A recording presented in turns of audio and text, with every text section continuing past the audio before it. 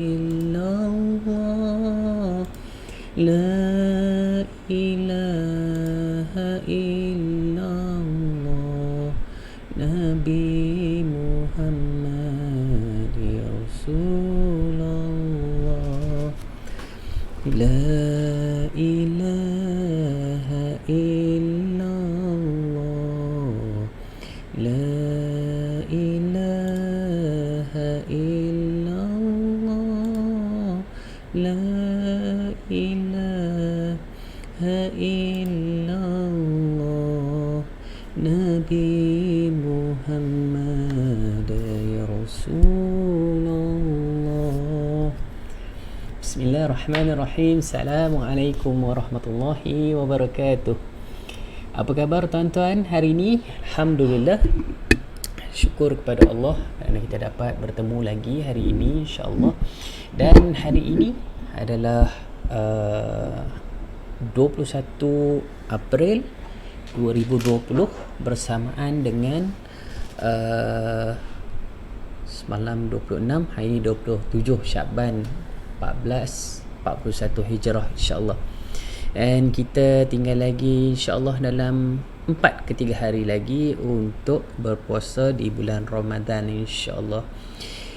Jadi mudah-mudahan semuanya sihat belaka insya-Allah dan sentiasa dalam limpah dan kasih sayang Allah Subhanahu Wa Taala. Hari ini kita akan baca lagi buku Ikon Rijal tulisan Dr. Umar Muhammad Nur. Hari ini kita akan membaca ikon yang ke-18. Siapa ikon yang ke-18 hari ini? Seperti mana yang ada di layar skrin tuan-tuan, kita akan membaca ikon yang ke-18 iaitu Baqid Al-Muti. Jadi tanpa membuang masa lagi, insya-Allah saya akan membacakan ikon yang ke-18 ini insya-Allah.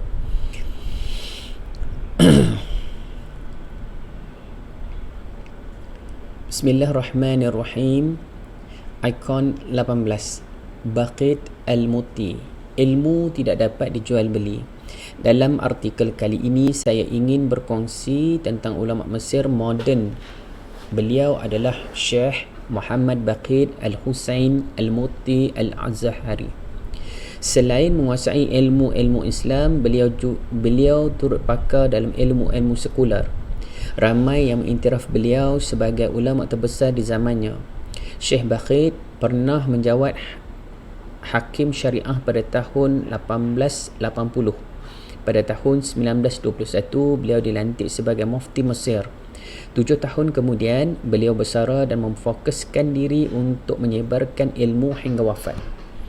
Semasa menjawat sebagai mufti, Syekh Baqid tegas berpegang kepada hukum Islam walaupun pada masa itu masih diperintah oleh Raja Farouk yang dikawal Inggeris. Beliau tidak dapat dibeli untuk merubah fatwa. Suatu hari seseorang mewakafkan tanah untuk dibangunkan masjid. Selepas masjid tersebut dibina, pihak kerajaan ingin mengambil alih tanah tersebut. Mereka mencadangkan agar masjid itu diruntuhkan dan digantikan di tempat lain. Apabila diminta fatwa berkenaan perkara ini, Syekh Baqid berkata, jika pemiliknya bersetuju, maka tiada halangan. Mereka lalu menghubungi orang yang mewakafkan tanah tersebut dan meminta persetujuannya. Orang itu bersetuju dan tidak keberatan. Mereka segera kembali kepada Syekh Baqid dan memberitahu perkara ini. Mereka berkata, pemilik tanah wakaf itu telah mengizinkan. Syekh berkata, siapa pemilik tanah wakaf itu? Mereka menjawab, si Fulan. Syekh berkata, beliau bukan lagi pemilik selepas mewakafkan tanah itu. Pemiliknya yang sekarang adalah Allah. Dialah pemilik tanah yang aku katakan kepada kalian. Jika pemiliknya bersetuju, maka tiada halangan. Ahmad Al-Ghumari berpandangan bahawa kes ini yang membuat Syekh Baqid dilepaskan daripada jawatan mufti. Menurut Syakwi,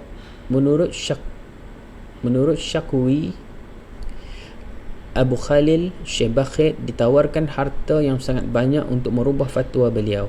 Namun ulama ini tegas menolak dan berkata dalam Islam ilmu tidak dapat dijual beli. Kedudukan ahli agama. Hukum memindah harta wakaf telah banyak dibincangkan para ulama pada hari ini. Tulisan saya bukan hendak menyoroti hukum tersebut, sebaliknya saya hendak membincangkan sikap Syekh Bakhit yang sangat ajaib. Betapa tidak beliau hidup pada zaman yang memandang rendah ilmu dan memandang tinggi harta dan jawatan. Tokoh-tokoh agama dipandang rendah sebagai kalangan yang miskin dan tidak berwawasan. Justru pandangan mereka seringkali diremehkan walaupun bersumberkan Al-Quran dan Sunnah.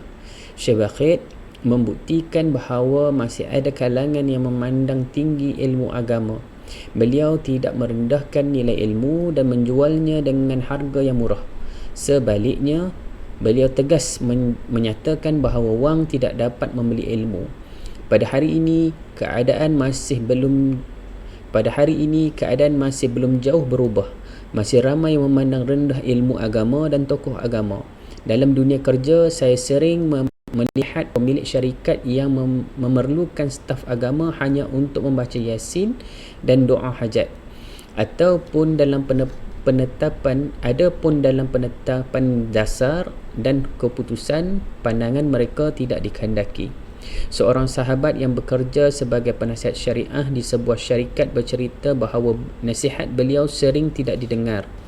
Saya tertanya-tanya dalam hati, mengapa mengupah penasihat syariah yang jika nasihatnya tidak diperlukan? Islam bukan sekadar formaliti, akan tetapi untuk dipatuhi hukum dan aturannya. Tokoh perubahan. Hanya tokoh seperti Syekh Bakhit yang mampu membuat perubahan. Tokoh yang tegas menjelaskan hukum Tuhan tanpa takut dan bimbang. Walaupun jatuh di mata penguasa, darjat beliau tinggi di mata umat. Sebaliknya, ahli ilmu yang mengumpulkan harta dengan ilmunya tidak dapat memberi petunjuk kepada orang lain. Bagaimana menunjuki orang lain jika diri sendiri tidak dapat menggunakan petunjuk Tuhan untuk dirinya sendiri? Abdullah bin Mas'ud berkata, andai ahli ilmu menjaga ilmunya dan meletakkannya di tempat yang sepatutnya, tentu ia akan menjadi pemimpin di zamannya. Akan tetapi dia malah mempersembahkannya kepada ahli dunia untuk mendapatkan sebahagian dunia mereka. Justru dia menjadi hina di pandangan mereka. Imam Al-Ghazali dalam Ihya Ulumuddin berkata, orang yang mengumpul harta dengan ilmu ibarat seorang yang membersihkan tapak selipar dengan wajahnya. Ia telah menjadikan hamba sebagai majikan dan majikan sebagai hamba. Orang yang wajahnya lebih rendah daripada tapak selipar mustahil menyumbang untuk umat dan agama. Orang seperti ini lebih membahayakan berbanding memberi manfaat. Saya pernah melihat seseorang yang dahulunya berilmu namun mengejar dunia dengan ilmunya. Semakin hari beliau semakin lupa diri dengan dunianya. Dusta dan mengukiri janji dianggap ringan. Hak orang lain dirampas tanpa rasa kasihan. Al-Quran dan hadis yang beliau hafal seolah tidak beri kesan dalam tingkah lakunya. Jika dinasihati, beliau lebih lancar berdalil dan berhujah daripada pihak yang menasihati. Hanya orang yang mengangkat kepala dan berjalan tegak dapat membuat perubahan. Maha benar firman Allah, adakah orang yang berjalan tersungkur di atas mukanya boleh mendapat hidayah? Ataukah orang yang berjalan tegak betul di atas jalan yang lurus? Al-Mulk ayat 22. Semoga Allah meninggikan darjat para ulama kita, insya-Allah. Alhamdulillah. Kita selesai tuan-tuan bab yang ke-18 dan ikon yang ke-18 iaitu Bakhit Al-Mu'ti, ilmu tidak dapat dijual beli. Jadi Bakhit Al-Mu'ti ni dulunya seorang ulama yang besar di Mesir. dan beliau pernah menjadi hakim syariah pada tahun 1880. Kemudian 1921 diangkat sebagai mufti Mesir, dan 7 tahun kemudian dia bersara dan fokus kepada ibadat. Masa memegang jawatan mufti, pihak penguasa ada meminta Syekh Baqit untuk memberi fatwa yang bersesuaian dengan apa pihak penguasa atau kerajaan mahukan.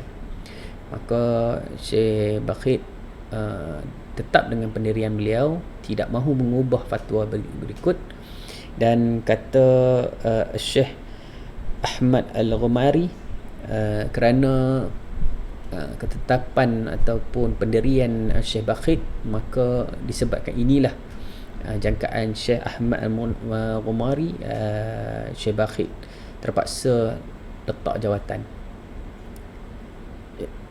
Ini mengajar kita supaya apapun kita, agama itu lebih penting daripada apa-apa saja hal dunia. Ilmu dan agama itu lebih penting apa-apa saja daripada hal dunia. Maka kalau ada benda yang melanggar Al-Quran dan Sunnah ataupun syariat kita, maka kita dianjurkan untuk tetapkan pendirian kita dan bercakap benar.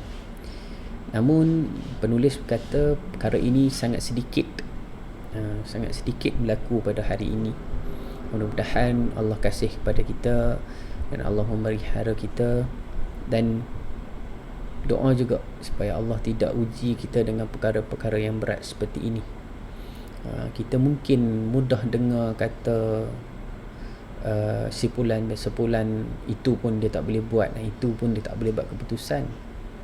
Pada mata kita mungkin itu mudah, tapi orang kata berat mata memandang, berat lagi mahu yang memikul. Kita tak tahu kadang-kadang kenapa seseorang itu membuat keputusan seperti itu. Ada perkara yang mungkin di luar pengetahuan kita, insya-Allah. Baik, selesai bab 18. Besok insya-Allah, hari Rabu saya kira, kita akan masuk ke bab 19.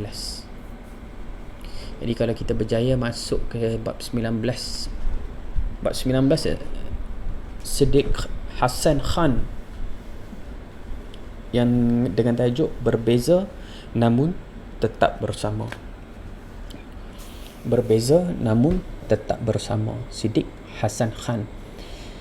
Ini adalah ikon yang ke-19 untuk besok Rabu bersamaan dengan 22 April 2020. Itu 28 Syaban. Kalau besok tinggal lagi 2 hari untuk berpuasa, insya-Allah. Jadi